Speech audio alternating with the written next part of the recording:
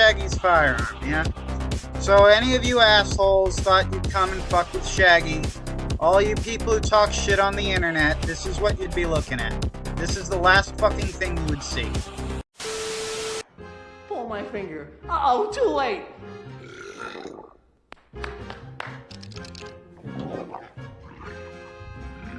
You're in trouble. Oh boy.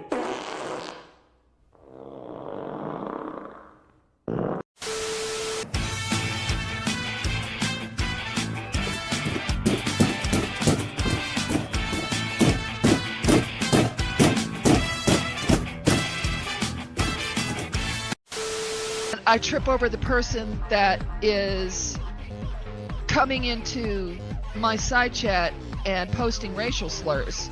Somebody named Esoteric Shaggyism. Okay, fine, you know, you don't like Shaggy, I don't give a shit. First I thought it was Shaggy. But it turns out it's somebody that has a real problem with him. And, you know, so I'm watching a couple of these streams, including one of them that was a re-upload of Shaggy stream where he was talking about, you know, the reasons why he got fired and actually brandishing a 38. Alright, we'll go Shaggy, then Dymo. Okay, I think it works. We're working, Shaggy. You're live, bro. Yeah, yeah, a friend of mine, I can't remember because it was like a year ago, but I guess you already answered that question about pissing on the wall or whatever. So I guess my only question is, like, you guys are reading where exactly? Today was the the first book of Samuel, chapter 26 was today's reading. Awesome. I've almost finished the second chapter of the Quran, which, and I gotta be honest, what I'm reading here seems more like the dude was just directly trying to run a kingdom by applying he said, God said in real time, and some dude was writing that shit down as he did it. Like, that's my honest impression of the Quran, is like almost like writing it was an afterthought to his rule. And I say that with all, like, due respect for the way, like, Kalachad is running shit over there.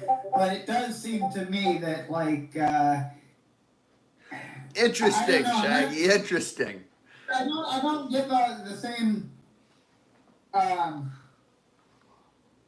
like, sense of holiness that I do from the Bible. And I wasn't expecting that. Maybe later it will have a more impressive sort of feel to it, but when I read the Bible in the Book of Mormon, I was actually crying at points, and mostly at the early points, actually. Later, during the Book of Kings, it got fucking boring. I gotta be honest. I remember the Book of Kings as, like, the most painful thing I've read, other than Lovecraft's, the one where the guy gets turned into a portrait. What the fuck was that one? Hold on. I don't know, Shaggy, but I'm surprised to hear that. Usually people have a different sort of impression. Usually people are sort of bored in the first 5 books because of all the genealogies and the Table of Nations. And like the recitation of the law and like how to give sacrifices. Like the majority of Leviticus is how to like sacrifice animals. And then Kings is like history, right? I was very interested in the Book of Kings because it gives the like the history of the kings from Solomon until the Babylonian conquest. I was honestly happy to be fair, and I say this with all due respect, for it's a very necessary piece, but I honestly felt that the Book of Kings was, yeah, as you said, entirely history, and I didn't get, it wasn't very spiritually fulfilling, and I guess this is a sort of, you'd probably see this as a very pagan thing, but if something doesn't have a sort of feel to it or a vibe, that's how I get that's how I gauge holiness, is literally by the feeling of holiness it has. And it just, reading the Book of Kings seemed like a bunch of Jewish historical documents from an ancient time. But even like the Book Well, of Mormon, actually, like, you're wrong, even the Shaggy. You're wrong, Shaggy. The Book of Kings does have a lot of good insights. Like, just thinking back to it off the top of my head, right? Like, there's a story of King Hezekiah where the kings have been living with, like, they've adopted, like, pagan rituals and they're doing evil things and they're about to get smited by God because of that. But Hezekiah is one of the rare good kings and turns back to God. And because of that, God like extends the time before they get smited until Hezekiah dies. And that is a good example that even though we're about to be smited, if we turn back to God, God will at least prolong it until into our deaths. You know, And I also, do have right here King James, and I'm looking at it, and I'm looking back, and I have to be real with you. Deuteronomy was also, as I recall, kind of hard for me. Now, I will say this: I was working night shift at the time, and I was literally like trying to read the Bible to prove to myself that I could read the Bible. There's some shit my Catholic friends said to me. So at the time, I may not have been giving it its due attention, but I do remember that those two chapters in particular were exceptionally hard to read, and they're not even that long looking at them. So I have to imagine that I just didn't get much out of them for whatever reason. well, Deuteronomy, understandable, because Deuteronomy, I mean, there's a bit of history in it, but Deuteronomy is Deuteronomy means a second giving of the law. So it's pretty much just a repetition of the law as given in like Exodus and Leviticus. Yeah, so you guys on Psalms yet? Because that's the really good stuff. I mean, often people will just keep Psalms and Proverbs separate in these little booklets because, I mean, that stuff really is like the fruit of the Bible. It is the Psalms. What I gotta ask you, Shaggy, is what in the first 5 books brought you to tears? Was it how to sacrifice bulls and goats in Leviticus? I don't fucking I'm gonna be honest with you. I don't remember.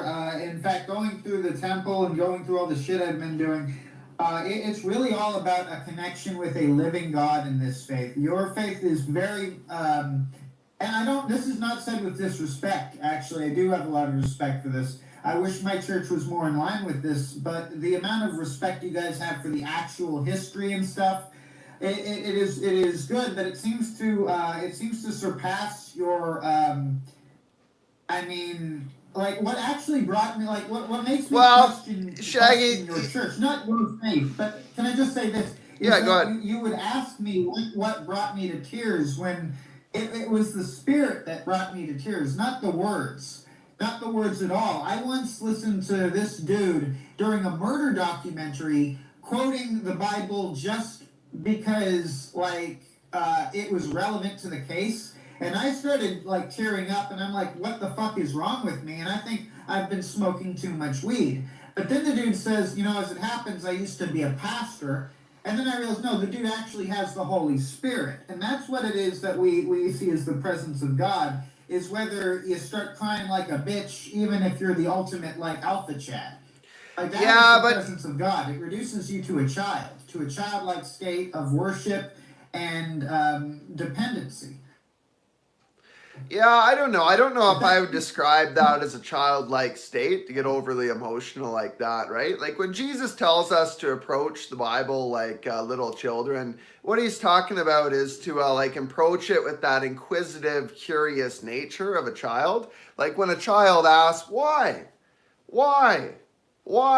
We should approach it with that curious nature. I think the problem with your conception of God, Shaggy, is you have more of a universalist conception that there is no holy book and that all religions worship the same God.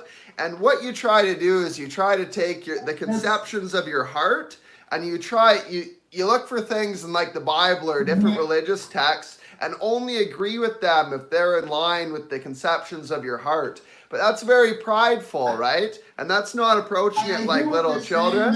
To approach it like little children, we have to seek with our heart what it says in the Bible, right? And seek with our heart to understand the true God. And instead of trying to use the Bible to justify the conceptions of our heart, we need to adjust the conceptions of our heart to what the Bible says, right? I hear what you're saying. I do understand exactly what you're saying. It's not a misconception there. My thing is that one thing you said there I caught was that you, well, I believe any religion, yes, can get you to heaven. Any religion can also get you to hell. Wrong! I don't think I'll be seeing Mitt Romney there on the last day, dude. Like, I don't think you'll be seeing any Mormons there, Shaggy. That's why you need to repent to Mormonism, bro. I mean, well, no, I mean, I wouldn't be a Mormon if I thought it was a road to hell. I think it's a very good road to heaven. In fact, I think it's actually like the freeway, the autobahn to heaven, whereas like the Orthodox religions are more like ancient goat path roads. They'll get you there. It's just not as nice of a journey, right? And well, no, that's just factually incorrect. Like, if you actually read the Bible, Shaggy, again and again in the New Testament, it talks about how there is only one God, and we're warned of false prophets that, like, they say they preach God, but they preach something different. They preach the God of their hearts. And all of these things aren't the same God. There is only one true living God. I would agree with that. Can I just ask how much of that was Paul? I'm just wondering, is that like a lot of that was Paul? Yeah, like, no, Paul is basically, in my mind, no different than Joseph Smith. It's just he wasn't as successful. Yeah, I don't think that's the case. I think that there is a lot of men have come since the times we read about in the Bibles and since the early church and have said that they're a new prophet or this and that, but they do so out of vanity. The idea that someone living in the 1800s is an apostle like Paul, I think is silly. I think the Bible is complete. The Bible doesn't need to be added to, and those who try to add to it are simply doing so for personal vanity and to build a cult, right? But I don't know. I haven't read the Book of Mormon yet, Shaggy, and I will read the Book of Mormon. I know, and I don't dismiss that argument. I do not dismiss that, but I would point out that Paul became an apostle after Christ's crucifixion and after his resurrection. As I understand it, Paul was basically granted that position after Christ to a Jew, as a Jew would have told you, had died. A Jew of the time, a Pharisees would have said, no, Christ is dead. He was crucified. He did not come back. Those are just rumors. And that lie, that's what the Jews would have said at the time. And it seems to me that the Apostle Paul, who I very much did believe he saw Christ, but that means that for all I know, it was his decree that no other apostle should come after him. And that, I don't know if I... Yeah, I don't know. I think that actually comes from the Book of Acts. I'm not learned enough to point to it. But I think that that comes from the Book of Acts, who Luke wrote.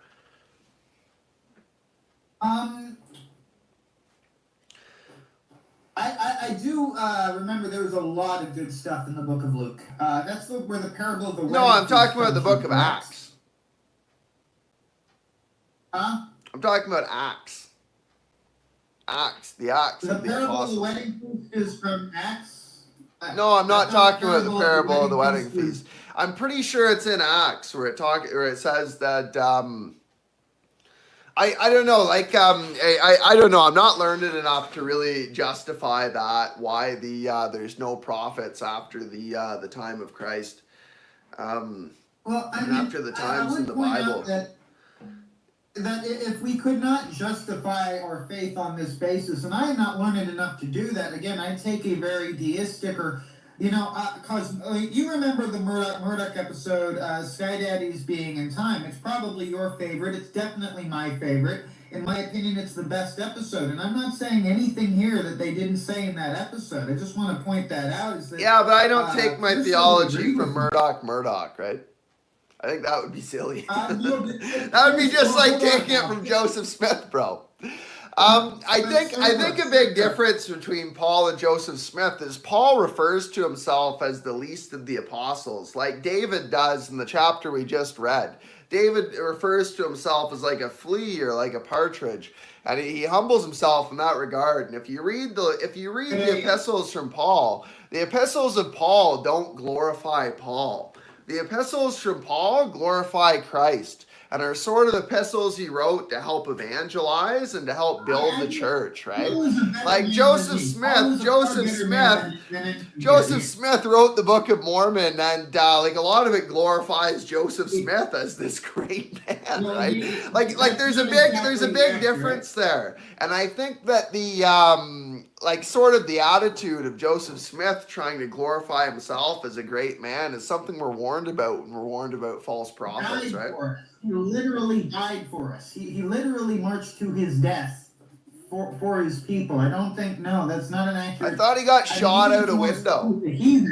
I thought he got assassinated by Emma Smith. Didn't you say he got assassinated by Emma Smith? He was part. That Emma Smith was part of it, and so was Sidney Rigdon. Brigham Young denounced them. So that's covered up by the church today. But that's a big rabbit hole. I don't have time to go down. I just okay. So he didn't. He wasn't crucified on the cross like Jesus was. But you guys want to say he was crucified on the cross like Jesus was because you're the cult of Joseph Smith, bro. But I really don't want to lose my train of thought on this. I wanted to point out. Well, I want you to lose your train of thought because it's off topic, Shaggy. Do you have any insights about the first? No. Okay, go ahead. Murdoch Murdoch is not a source for theology, but William Pierce, the character on that show, the real guy, he was very much a wise man who founded a church, and he was a theologian. You might look into the history of the guy behind that. No, I know of cosmotheology. I've never read the book, but this isn't a discussion about cosmotheology. Well, I mean, no, I wanted to point out. Go ahead, Shaggy. Can trace his Go ahead, Shaggy. Back to a group of Mormons called the Order under a dude called Robert J. Matthews. I think you might know who he is. Maybe you might want to look into that. I'm just saying that there's a lot here you're not aware of that might change your opinion if you looked into it. No, Shaggy, I will read the Book of Mormon one day, but no, I still think these things are silly. And just because William Pierce promoted cosmotheology, I think cosmotheology is probably more in line than this weird universalist conception of God that directly contradicts what it says in the Bible. Like the actual Bible says there is only one God, and many people preach other gods. But saying they're preaching God and they're preaching Jesus, but they're not preaching the true Christ that we read about in the Bible. And I think these things are similar. But that's off topic, Shaggy. Well, no, it's not. No, it is, Shaggy. The topic is the first book of Samuel, chapter 26. Now, I entertained you, bro, but do you have a take on the first book of Samuel, chapter 26? Any insights? All right, hold on. Let me just flip through a second. No, not really. Okay, well, that's what this week's episode is about. Next week, it will be the first book of Samuel, chapter 27. I gotta be honest, I tend to drink during the Bible study, and by the end, I might have some very, I just start, sometimes I'll honestly mute the channel and watch a documentary on Bible stuff from that guy who did the documentary on Belial. I just consider Sunday a holy day to focus on all sorts of Bible-related shit, and I'll call in to talk about pretty much anything. I cannot and will not guarantee you that when I call in, it will be very on topic. It's just not something I'm good at. Well, Shaggy, maybe you should make a concerted effort to repent of your drunkenness and try to be a bit more on topic next time, bro. I do. That's not something I'm aiming for. That's a condition that's a direct result of come on. I don't need to explain that right now. Things have gone poorly. It's your job to fix it, and the way to do it isn't to be drunken, but it's to be filled with the Spirit, Shaggy. There's no excuse to be drunken. I've got job interviews, Surfer. I've got plenty of things I've done to fix it, but not drink, sadly, is not one of them. I've been drinking a bit, okay? Maybe it's time to slow down on the drinking, bro. Here, I'm going to read you from the chapter 3 of Colossians. If ye then be risen with Christ, seek those things which are above, where Christ sitteth on the right hand of God. Set your affection on things above, not on things of the earth. For ye are dead, and your life is hid with Christ in God. When Christ, who is our life, shall appear, then shall ye also appear with him in glory. Mortify therefore your members which are upon the earth: fornication, uncleanness, inordinate affection, evil concupiscence, and covetousness, which is idolatry. For which things' sake the wrath of God cometh on the children of disobedience, in the which ye also walked sometime when ye lived in them. But now ye also put off all these: anger, wrath, malice, blasphemy, filthy communication out of your mouth. Lie not one to another, seeing that ye have put off the old man with his deeds, and have put on the new man, which is renewed in knowledge after the image of him that created him. So it says specifically, Shaggy, that you need to get the anger, wrath, malice, and filthy communication and blasphemy, but filthy communication out of your heart. It's not righteous, Shaggy. It's not righteous to just be stewing in your anger. Accusing me of these things? Why are you slandering me with these evils before the people, Surfer? What have I done to you? Shaggy, I'm not trying to slander you. I'm just trying to help you, because it is, you know, I think a lot of us want to say that, well, I have righteous wrath, I have righteous anger, and that's why I'm angry and I'm stewing in my wrath. But it says specifically, we're taught in the Bible to get the wrath and the anger out of our hearts. And I know you're not angry right now or anything, Shaggy, but I know you've been angry as of late, bro. And you just got to put that aside. And the other bit I wanted to point out, which I wasn't thinking of, but it says, lie not one to another, seeing that ye have put off the old man with his deeds. So when Mormons, like Jews or Muslims, say that you can lie to non-believers, well, it also teaches that you can't in the Christian Bible. So it's silly for Mormons to hold that belief but call themselves Christians.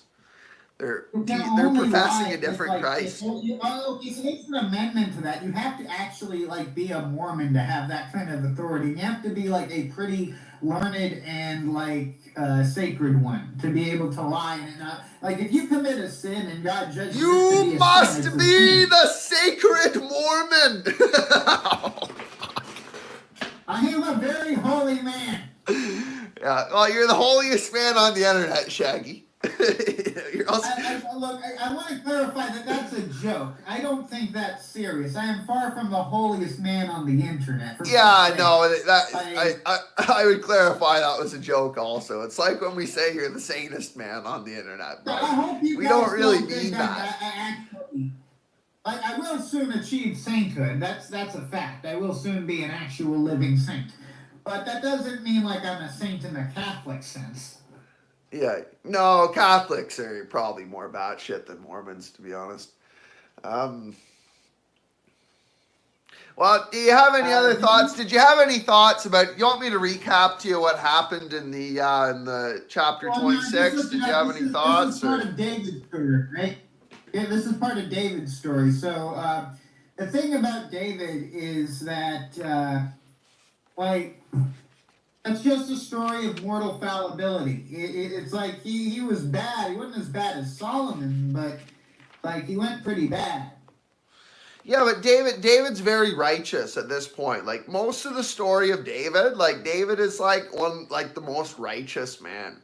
I guess it's something that's silly also. Like people say like they just refer to David as he was like this wicked guy and this bad guy. But like up until this point, like until the very end, he's actually very righteous and faithful, right? When he goes bad, that's just an example of no one's perfect except for Christ. But because he went bad in the end doesn't mean that he wasn't righteous. Up until that point. David, like all humans, like all men, was actually just a monster that had the opportunity in life to do good. You know, he might have done a lot of good, but he, like... Well, this is what I mean, Shaggy. Like, when you say things like all men are monsters, they're evil monsters, and they're just wicked. Like, of course we have the carnal spirit in us, but, like, that comes from a place of resentment, right? We're actually taught to love our fellow man and try to help our fellow man repent, because we're made in the image of God, and the image of God isn't a vile thing. The image of God isn't a monster, but man is made in the image of God. So we should love men. Of course, men have the carnal in them, and they're not perfect, but, like, they exist in the gray, and we're taught to love them, not resent them, Shaggy. It's like Jesus Christ was the perfect Son of God, and we're like all the shitty, failed clones that have been dumped here in this shithole, which is pretty much what we deserve because of, I mean, what separates us from Christ is the fact that spiritually, we're all corrupt, evil pieces of shit. Christ wasn't. But then again, well, no, what separates us from Christ is Christ was literally God. You know, like, what do you think? We're all just, you think there's like a cloning machine on Kolob and it just clones us and sends us all to Earth? Like the fucking, like, stork in the sky? The stork actually comes from Kolob and drops us into our mother's bellies? Well, as you yourself have said, the actual truth of what's going on with God is beyond human comprehension. Like, I mean, I'm pretty sure God does have a wife, and the Bible seems to confirm that his wife's name is Astaroth. The Old Testament confirms that. Where in the Old Testament does it confirm that, Shaggy? Please point me to book, chapter, and verse where it confirms that God has a wife named Astaroth.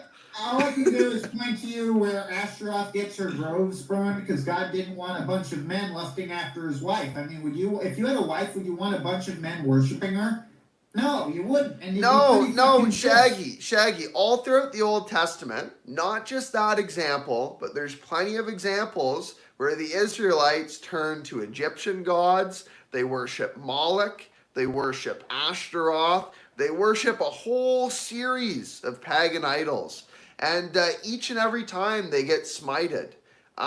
When they worship a pagan idol from another nation, because they want to be like that other nation or whatever, that doesn't mean that that pagan idol is God's wife, right? Like, that's one hell of a stretch. Hold on, let me put it into terms for you, right? Say instead of Jesus, people worship Thor. And under the worship of Thor, the worship of pagan gods were outlawed, and they banned the worship of Odin and Freya and all that shit. And then one guy comes along and says, well, Freya is the mother of Thor. Technically, he is correct, depending on which version of that religion you believe. Now, similarly, Yahweh is taken from the ancient Canaanite faith, where he was known as El, and his wife... No, you're wrong, Shaggy. Like, that's weird fucking Jewish subversion, pagan fucking belief. Like, that's not reality. Like, the Israelites worshiped the one true God. They didn't worship a pagan entity named El. Hold on.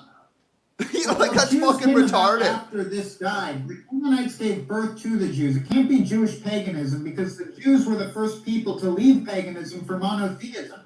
Jews effectively were the beginning of the end for paganism. The Jews didn't come from the Canaanites, Shaggy. If you look at the Table of Nations, the Canaanites might have come from fucking Shem. I don't think they came from Japheth. Maybe some of them came from Japheth and some of them came from Shem. But, like, the Jews came from Abraham, right? All right, let me see where Yahweh was first worshipped. Let me just find this out. Yeah, but Shaggy, like, it doesn't even matter. Just because a foreign pagan religion worshipped an idol that they called Yahweh doesn't mean that the one true God that we read about in the Bible comes from some pagan idol, right? Like one thing doesn't logically lead to the other. When you make that argument. All right, so Iron Age. Okay, Iron Age for current judges periods. Iron Age was the judges period of the Bible. Okay, let's go back further. Shaggy, what are you reading, bro? Shaggy, where are you? Wikipedia. So you're telling me that right now you're getting your theological, you're getting your history from Wikipedia. Like, we're talking about the Bible, and you're trying to prove your theological point by going on Wikipedia, is what you're telling me. Alright, so do you believe God has a wife, or do you believe he's like celibate? God isn't a man. Like, God doesn't need to have a wife or be celibate, right? Like, God is the creator of the whole universe. God is the creator of all, right? Like, God doesn't need to have sex with a woman to create. Like, we need to reproduce. Okay, but Christ. But what about Jesus? You don't believe Jesus died a virgin, do you? You can't believe that Jesus was a virgin. Why would Jesus need to have sex? No, that's you're not serious. You're fucking with me. No, Shaggy. Like, it's evident that because it's evident that because you live in California, like in the Book of Thessalonians, where the Church of Thessalonica lives among pagans that practice a lot of sexual immorality. So Paul has to tell them not to give in to the sexual immorality. We as men have a desire to give in to sexual immorality, but that comes from the carnal. That doesn't come from the spirit. There's no reason why God would be carnally driven, or why we'd like look at God and say, "You're an incel." Calling God an incel, Shaggy, is some sort of insult. That because God isn't carnally minded for sexual immorality, somehow that's a bad thing, is putting modern morality, putting modern perverted reality before the morality of God. And of course, it's probably easy to fall into that trap living in San Francisco, because you live in the fucking global hub of sexual immorality. It's like the Thessalonians amongst the pagans, right? But we're directed to abstain from sexual immorality. And the reality is, God created the universe. God created us to have that sexual drive. But that doesn't mean God needs to have the same sexual drive. Hold on. Right? Wait. Do you believe Christ had a wife and children? Do you believe he took wives? Even just one wife? You do believe he got married? He had kids? There's zero scriptural evidence to believe that, Shaggy. That's fan fiction that you have made up. Does a king need a wife and kids? Yes. So Christ, as the king of Israel, would have needed to sire heirs just to fulfill that role. Well, a human king, Shaggy, to produce a heir, needs to have a wife and kids. But is God a human king? No, but he was trying to teach people. Jesus is the king of a spiritual kingdom. Jesus is the king of heaven, of the spiritual realm. Jesus is the king of all. It's not an earthly kingdom, Shaggy. It's a heavenly kingdom. It doesn't exist on a physical place called Kolob, bro. Like, it's just batshit what you're telling me. The idea that because we have sexual drive, and in modern culture we look down on other men for not being able to fulfill their sexual drive, somehow God needs to have the same sexual drive and it is a failure if he doesn't fulfill it. Like, that's just fucking batshit, Shaggy. That's just fucking silly, buddy. I have a response to that. Okay, so you know that country, Israel? Jesus was supposed to be king of that place too, in a political sense. He was claiming that he was actually the king of that city-state and all the cities that it controlled at the time. Which I think where do you read that, Shaggy? Shaggy, where do you read that? Because you're actually wrong about that, right? Like, Jesus is the king of the Jews in a spiritual Israel. Jesus wasn't literally talking about being an earthly king over the like a physical land, right? Like, Jesus is the king of all. Jesus is the king of a heavenly kingdom. That's a big difference between Mormonism and Church of Christ. That's not a big difference between Mormonism and the Church of Christ, as it's given in the Bible, right? And that's why Mormons teach that the Bible isn't correct. And why they needed to have the Book of Mormon, right? Like, it's all just batshit delusion. I I realize that, listen, Surfer, you said that you think I just chose Mormonism because it's the most batshit. I assure you that's not the case. But I do see No, religion you as a also form of chose it church. because that man was nice to you in the shelter all those years ago. That might have had an influence, but in addition to that, I do very much, I see religion as a form of art. Being a cosmotheist, I looked for the most beautiful of all Christian religions, because being a white man, it was appropriate. I should choose a Christian religion, and Mormonism just seemed to be the most effective and beautiful of all manifestations of the Christianity. Yeah, but Shaggy, like that's not like a bush growing alongside the tree. Shaggy, what the human man sees as beautiful is an idol. That's not beautiful to God. In the old law, one of the laws says that when they build an altar, not to hew the stone. They're not allowed to hew the stone or craft it. They just have to leave the stone. And the reason for that is because if they hewed the stone, it might be beautiful to the eye of man, but it's naked in the eyes of God. We shouldn't be trying to pick our religion out of what seems the most beautiful to our eye, right? Like, that's once again an example. That's once again an example of like you're getting it. What you do is you look at the Bible or you look at a different religious text and you agree with it if it agrees with what you've already decided in your heart. Like, you're not with your heart trying to seek God. You're trying to put God onto your heart, right? Which is a vain thing, and it's not what we're taught to do as Christians. I don't think, I honestly, of all my sins, I don't think I get accused of this a lot, but I think it's mostly out of irony. I don't see myself as that prideful of a person. If I was driven to choose my religion based on sin, I probably would be a hedonist. I probably would be a communist leftist. Shaggy, when was the last time you went to the fucking massage parlor? I really wish you hadn't asked that at this very moment. Well, no, because you're going to tell me that you wouldn't be a hedonist. When was the last time you went to the massage parlor? Okay, so I'm not in a great space right now. So how many days in a row have you been drinking, Shaggy? Dude, are you trying to just play me on live? Is this like your revenge? Like, what are you doing this? No, I'm trying to say that yes, you are a hedonist, and you're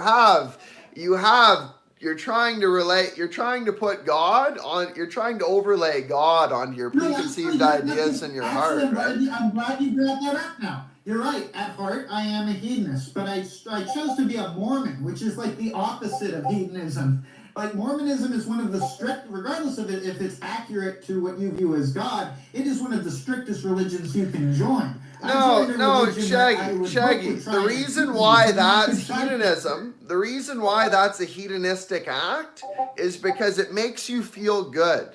The air of being holier than thou and being a holy man and a righteous member of the priesthood, that makes you feel hedonistically good. It doesn't matter how strict that is. You just said you view it as beautiful, like the cosmotheist perception of beauty. You pick the religion that's the most appealing to your eye, and it feels the best because you can LARP like a righteous man, right?